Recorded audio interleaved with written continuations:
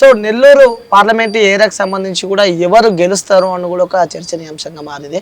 So Nellore నుంచి కూడా ప్రధాన పార్టీలు చూసుకున్నట్టయితే ఇటు ఆ వైసీపీ నుంచి కూడా విజయసాయి రెడ్డి అక్కడ అభ్యర్థిగా ఉన్నాడు. అలాగే ఆ కూటమి నుంచి కూడా వేమిరెడ్డి ప్రభాకర్ రెడ్డి కూడా అక్కడ అభ్యర్థిగా ఉన్నారు. సో వాళ్ళ రాజకీయ జీవితం ఏ విధంగా ఉంటుంది, వాళ్ళ జాతకం ప్రకారం అయితే తెలుసుకునే ప్రయత్నం అయితే చేద్దాం. మరి రాజకీయ జీవితం అలాగే వారికి ఈ యొక్క జాతకం తోడవుతుందా లేదా అని కూడా మనతో పాటు గురూజీగా ఉన్నారు. వారి మాటలు అడిగి తెలుసుకుందాం. వాళ్ళకి జాతకం ఏ విధంగా ఉంది, వారు ఎవరు ఏ అభ్యర్థులు గెలుస్తారో కూడా వారి మాటలు అడిగి తెలుసుకుందాం. సో నమస్తే గురూజీ. నమస్కారం. సో ఇక్కడ నెల్లూరు, ముఖ్యంగా నెల్లూరు చూసుకున్నట్టయితే మాత్రం సో అక్కడ విజయసాయి రెడ్డి అభ్యర్థిగా ఉన్నారు. అలాగే ఇటు వేమిరెడ్డి ప్రభాకర్ రెడ్డి కూడా అభ్యర్థిగా ఉన్నారు. సో ఫస్ట్ మనం ఆ విజయసాయి రెడ్డి చూద్దాం. సో విజయసాయి రెడ్డి రాజకీయ జీవితం ఏ విధంగా ఉంటుంది, సో వారి జాతకం ప్రకారం తెలుసుకునే ప్రయత్నం చేద్దాం. ఒకసారి మన జానకి రామన్ అడగండి, ఒకసారి ఏ విధంగా ఉంది. విజయసాయి రెడ్డి గారి జ్యోతిష్య బలం అధికార పక్షం వైసీపీ పార్టీ తరపు నుంచి వారి జాతక బలం పార్లమెంటు అభ్యర్థి యోగబలం కలిసి వస్తా రాధా చూడు జానకిరామ్. విజయసాయి రెడ్డి జ్యోతిష్యంలో చూడాలంటే వెంకటేశ్వర స్వామి వచ్చిండండి, అలాగే కనకదుర్గమ్మ వచ్చింది. వారి జాతకం మాత్రం విజయం సాధించే అవకాశం చాలా వరకు ఉందండి. వారి పేరు మీద అడగడుగున ఆటంకాలు వస్తాయి, ఇబ్బందులు వస్తాయి, చికాకులు వస్తాయి.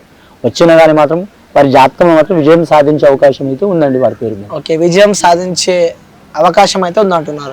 సో ఇప్పుడు మనము వేమిరెడ్డి ప్రభాకర్ రెడ్డి కూటమి అభ్యర్థిగా ఎంపీ అభ్యర్థిగా ఉన్నారు. సో నెల్లూరు నుంచి.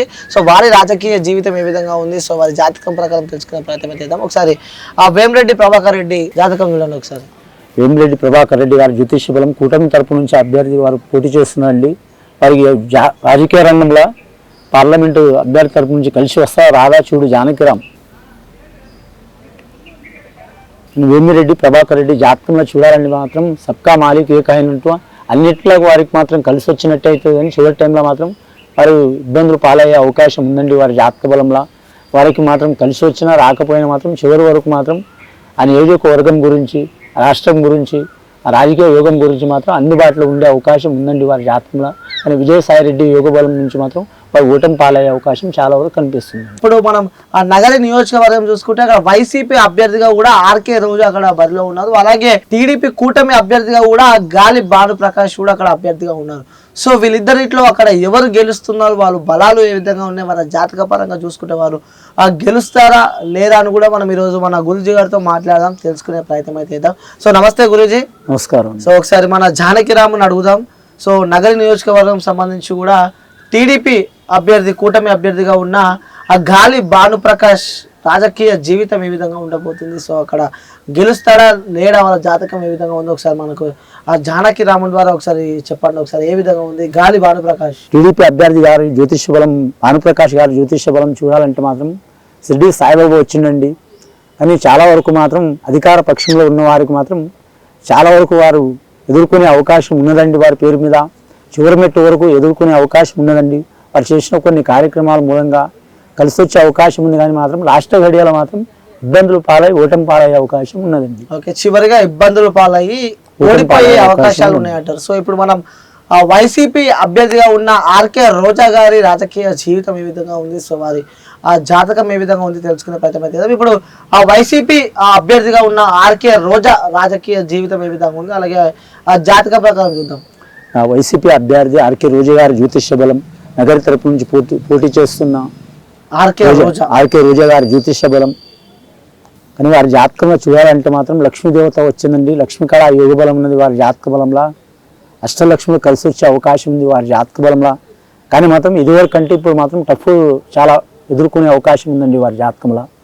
అడగడుగున ఆటంకాలు వస్తాయి, వారి అధికార పక్షం నుంచి కూడా వస్తాయి, ప్రతిపక్షం నుంచి కూడా వస్తాయి, ప్రజల నుంచి కూడా కొద్దిగా వ్యతిరేకత వచ్చే అవకాశం ఉందండి. వాటిని తట్టుకొని మాత్రం నిలబడి విజయం సాధించే అవకాశం ఉందండి ఆర్కే రోజా గారి జ్యోతిష బలంలో. ఓకే, సో మనం నగరి నియోజకవర్గానికి సంబంధించి కూడా కొన్ని సర్దుబాటు చేసుకోవాలి. కానీ ఆ జాతకం ప్రకారం చూసుకుంటే మాత్రం మళ్ళీ ఆ నగరికి నియోజకవర్గం సంబంధించి కూడా ఆర్కే రోజా మళ్ళీ గెలుస్తుందంటూ కూడా తన ఆ జ్యోతిష్యంలో ఉన్నట్టు మనకు తెలుస్తుంది. ఏపీ అసెంబ్లీ ఎన్నికలకు సంబంధించి కూడా అసలు ఎవరు సీఎం అవుతారు అనేది కూడా ఒక చర్చనీయాంశంగా మారింది. సో 175కి 175 సీట్లు నేను కొడతా అంటూ కూడా ఆ వైసీపీ అధినేత వైఎస్ జగన్మోహన్ రెడ్డి గారు చెప్తూ ఉంటే, కానీ ఈసారి మాత్రం కూటమే గెలుస్తాయి అంటూ కూడా ఇటు కూటమికి సంబంధించిన అభ్యర్థులు చెప్పడం మనం చూస్తున్నాము. సో ఇక్కడ సీఎం ఎవరైతారో సో వారి రాజకీయ జీవితం ఏ విధంగా ఉంది, వారి జాతకం ప్రకారం మనం తెలుసుకునే ప్రయత్నం అయితే చేద్దాం. నమస్తే గురూజీ. నమస్కారం. సో బాగున్నారా? అవును. సో ఏపీలో రాజకీయం మొదలైంది, మళ్ళీ ఎన్నికలు వచ్చినాయి. సో ఇంకొక 1 వీక్ లో పోలింగ్ అవ్వబోతుంది. సో నెక్స్ట్ సీఎం ఎవరైతారు అని చెప్పి కూడా ఒక క్వశ్చన్ మార్క్ ఉంది. సో సీఎం ప్రజెంట్ సీఎం గా ఉన్న వైఎస్ జగన్మోహన్ రెడ్డి గారి జాతకం చూద్దాం. సో మళ్ళీ సీఎం అయ్యే యోచన ఏమైనా ఉందా, లేకుంటే మళ్ళీ అతను సీఎం అవుతాడా లేదా, ఆ రాజకీయ పరంగా చూసుకుంటే జ్యోతిష్యం కలిసి వచ్చే అవకాశం ఉందా లేదా ఒకసారి మనకి చెప్పండి గురించి. ఏ విధంగా ఉండబోతుంది అంటారు? సిద్ధమండి జానకిరామ్ నాయుడుకి. సో సీఎం అయ్యే యోచనలు ఉన్నాయా లేవా? అధికార పక్షం నుంచి వైఎస్ జగన్మోహన్ రెడ్డి గారు జ్యోతిష్య బలం వారికి ఇంకా రాజయోగం ఉందా లేదా, ఏమైనా ఆటంకాలు ఉన్నాయా చూడు జానకిరామ్.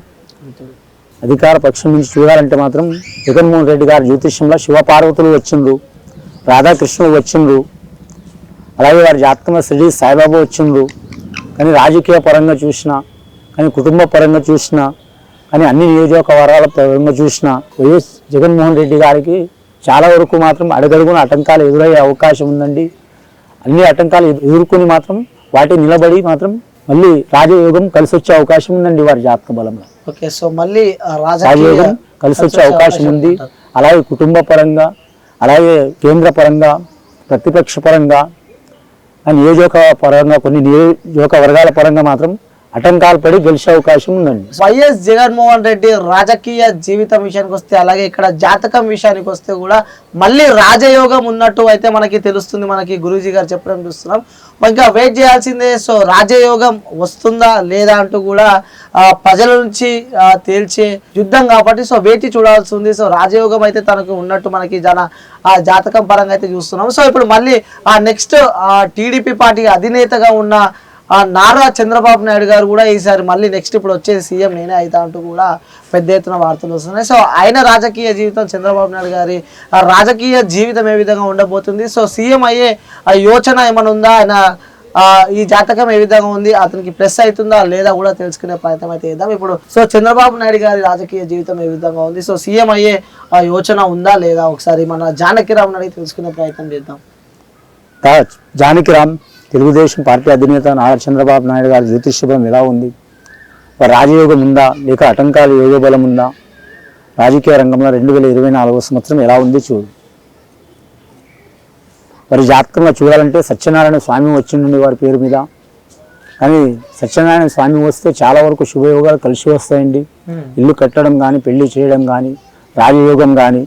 ఇంకా లక్ష్మీదేవత వచ్చింది, లక్ష్మీదేవత వారికి సహకారం చేసే అవకాశం ఉంది. సరస్వతి దేవత వచ్చింది, వారికి అన్ని రకాల పరంగా సహకారం అయ్యే అవకాశం ఉంది. నియోజకవర్గ పరంగా మిత్రపక్షం వారి నుంచి, కుటుంబ తరపు వారి నుంచి, అలాగే కేంద్రం తరపు వారి నుంచి సహకారం అయ్యే అవకాశం ఉన్నదండి. లాస్ట్కి కొన్ని ఆటంకాలు విఘ్నేశ్వరుడు ఆటంకాలు పెట్టినట్టు అవుతాయండి.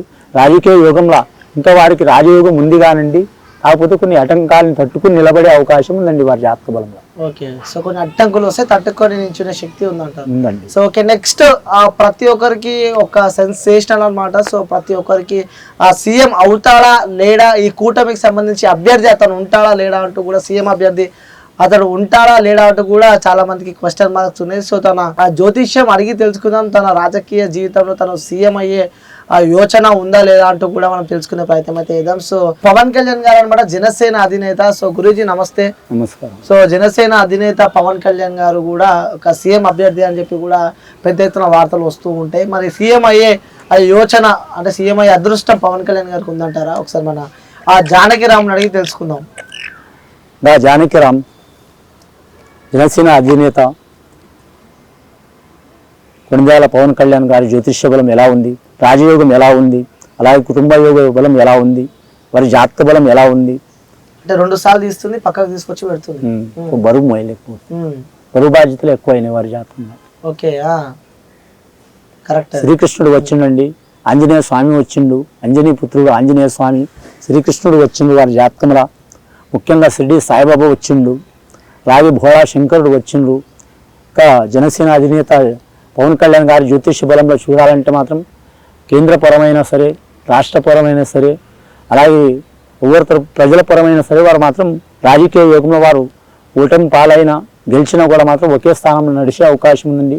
వారి జాతకంలో మొదటి జీవితం నుంచి వారు ఇబ్బందులు పడుతూనే నిలబడ్డండి. వారి జాతక బలంలో ఈ రాజకీయ రంగంలో కూడా మాత్రం ఇబ్బందులు పడుతూనే నిలబడే అవకాశం ఉందండి. కానీ ముఖ్యంగా ప్రజల కోసం మాత్రం వారు నిలబడే అవకాశం ఉందండి. కానీ సీఎం అయ్యే యోగం బలం మాత్రం ఫ్యూచర్లో మాత్రం ఉన్నదండి. రాజకీయ రంగంలో మాత్రం ప్రజలకు అటు పార్టీ వారికి అటు అలాగే మిత్రపక్షం వారికి మాత్రం సహకారం చేసే అవకాశం ఉందండి. అలాగే కేంద్రపురం వారికి కూడా మాత్రం కానీ మాత్రం ప్రత్యేక రాష్ట్రం కోసం మాత్రం గట్టిగా నిలదీసే అవకాశం ఉందండి. ఓకే, సో అంటే ఆ పవన్ కళ్యాణ్ గురించి మాట్లాడుకున్నట్టయితే సీఎం అవుతాడు, కానీ ఫ్యూచర్లో ఆ సీఎం అయ్యే యోచన ఉంది. రాజకీయ జీవితంలో సుదీర్ఘంగా ఎదుగుతాడంటూ కూడా తన జ్యోతిష్యంలో ఉన్నట్టు మనకు తెలుస్తుంది. ఇక్కడ ముఖ్యంగా సీఎం నెక్స్ట్ ఏపీ సీఎం ఎవరు, వాళ్ళ రాజకీయ జీవితం వాళ్ళ ఆ జ్యోతిష్యానికి ప్లస్ అవుతుందా లేదా అని తెలుసుకునే ప్రయత్నంలో మనం ఉంటే మాత్రం సో స్పష్టంగా మనకు అర్థమైపోతుంది. సో మళ్ళీ ఏపీలో మళ్ళీ వైఎస్ జగన్మోహన్ రెడ్డి గారే మళ్ళీ ముఖ్యమంత్రి అవుతారు. ఆ ముఖ్యమంత్రి అయ్యే యోచనలు కూడా అతనికి చాలా రాజకీయ జీవితం ఇంకా ఉంది కూడా, నెక్స్ట్ కూడా మళ్ళీ అతనే సీఎం అవుతాడు అంటూ కూడా మనకి అతని ఆ జాతక ప్రకారం అయితే మనకు తెలుస్తుంది. సో ఇది ఇప్పటి వరకు ఉన్న అప్డేట్స్. ఇంకా చూస్తూనే ఉండండి క్యూబ్ టీవీ. నేను మీ యాంకర్ అనిల్.